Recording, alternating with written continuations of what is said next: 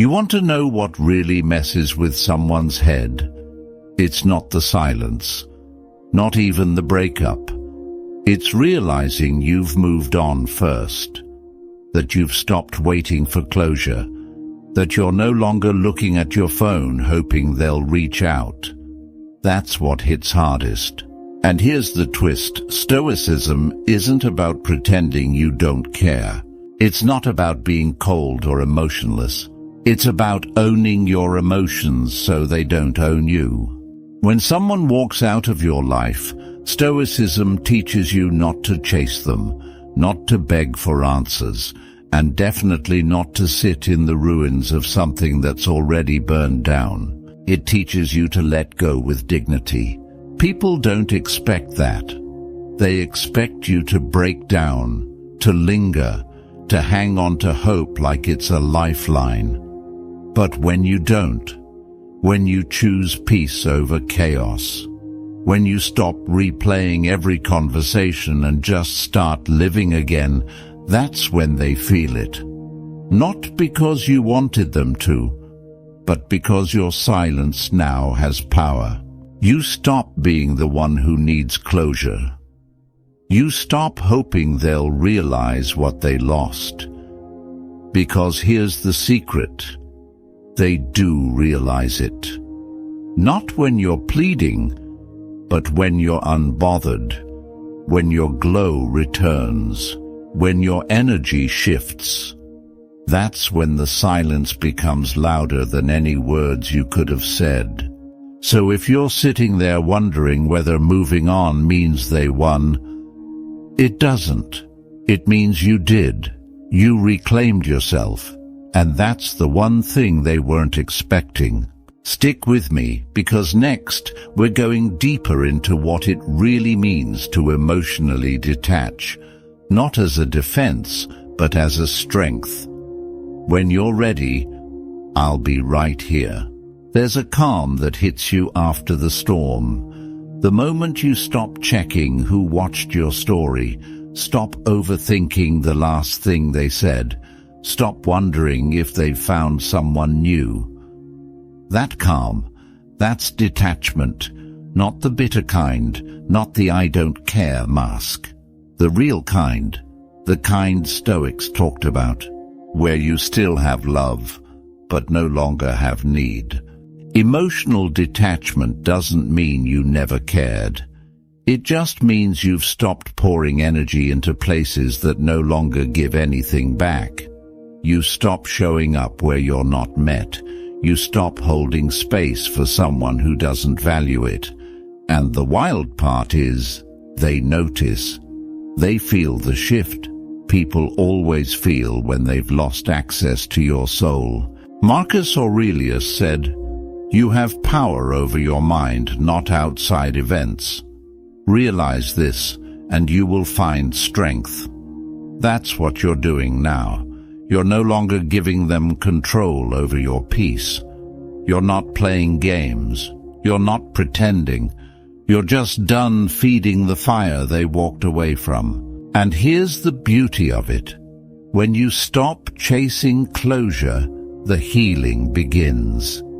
You realize closure isn't something they give you. It's something you give yourself. You write the ending. You say, "This chapter's over," and you mean it. Not with anger, but with clarity. And that's power. You start laughing more. You start sleeping better. You return to yourself. And in doing that, you do the one thing they didn't expect. You show them you never needed them to come back. Next up, we're going to talk about reclaiming your emotional space and how to build boundaries without bitterness. Let me know when you're ready to keep going. Ever notice how people come back right when you finally stop caring? It's not magic. It's not timing. It's energy. The moment you start protecting your peace, setting quiet boundaries, and no longer making them the center of your story, that's when they start to wander.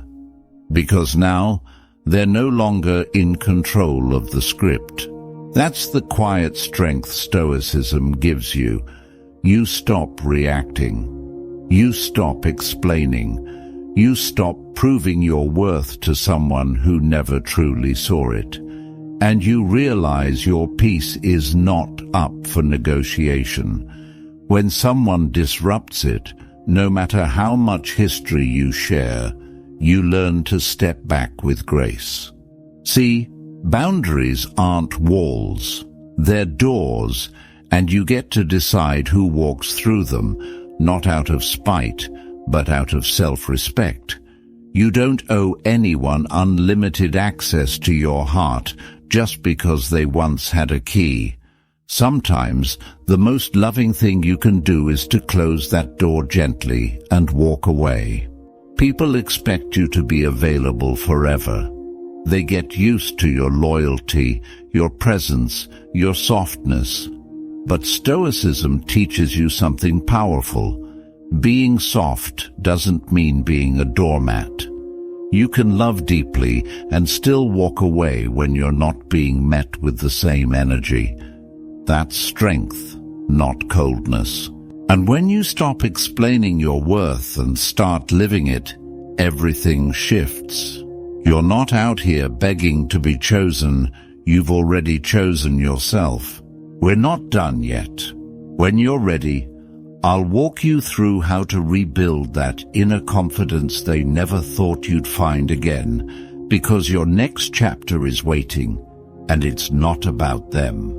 There's this powerful moment, quiet, almost invisible, where you look in the mirror and think, I'm actually okay. Not just pretending, not just faking it for the world, but really okay. And it doesn't come all at once. It creeps in, slow and steady, like morning light after a long night. That moment, that's the start of real confidence. Not the loud, flashy kind. The calm, grounded kind that comes from knowing you can survive heartbreak and still smile, still get up, still keep your heart open, without letting it be a revolving door for people who don't know how to treat it. Stoicism reminds us, confidence isn't built from being admired. It's built from endurance, from getting through the hard days with no applause, from choosing not to break when everything inside you wants to. That kind of strength, it can't be faked. It's earned. And when you rebuild from that place on your terms, with your own hands, it changes the way you move through the world. You stop needing people to validate you. You stop looking for someone else to complete you. You realize you were never broken. You were just growing. That's when they notice that you're not waiting for texts, that your light doesn't dim without them, that your life is fuller, not emptier, and it hits them. Their biggest fear was never losing you. It was realizing you never needed them in the first place. You've done the work. You're doing the work. And trust me, that quiet glow of someone who healed themselves, it's unstoppable. Next, we'll dive into how to protect this energy, how to keep your peace sacred when the world, and maybe even they, try to pull you back in. Let me know when you're ready. There's a moment right after you reclaim your peace, when the old world tries to pull you back in. A message out of nowhere. A hey, how've you been? Like nothing happened. It's not always malicious. Sometimes it's just muscle memory. But here's the thing. Just because they reach out doesn't mean you have to reach back. This is the test. Stoicism teaches us to respond, not react. To pause. To ask ourselves, does this serve my peace or disturb it? Because your silence, your healing, your progress, they've noticed. And now that you've got your balance back, there's a chance they'll want to step into your calm without ever owning the chaos they brought. But you don't owe anyone access just because they miss your energy. That peace you've built, it cost you. Every tear, every night spent overthinking, every ounce of self-doubt you had to crawl through, that was the price. And now you're finally here, steady, clear, light again. So protect it, not out of spite, out of self-respect. Stoicism isn't about cutting people off with coldness. It's about being clear with yourself first. You're not bitter, you're better. And you get to choose who gets close, who gets in, and who stays out. You're not heartless for guarding what you've rebuilt. You're not cruel for not replying. You're not petty for putting yourself first. You're wise, you've grown, and now your peace is the priority. So when the past comes knocking, ask yourself, does this bring peace or pull me backwards? That's your compass now. If you're still with me, there's one more piece to this. How to love again without losing yourself. How to open up, softer and stronger at the same time. When you're ready, I've got you.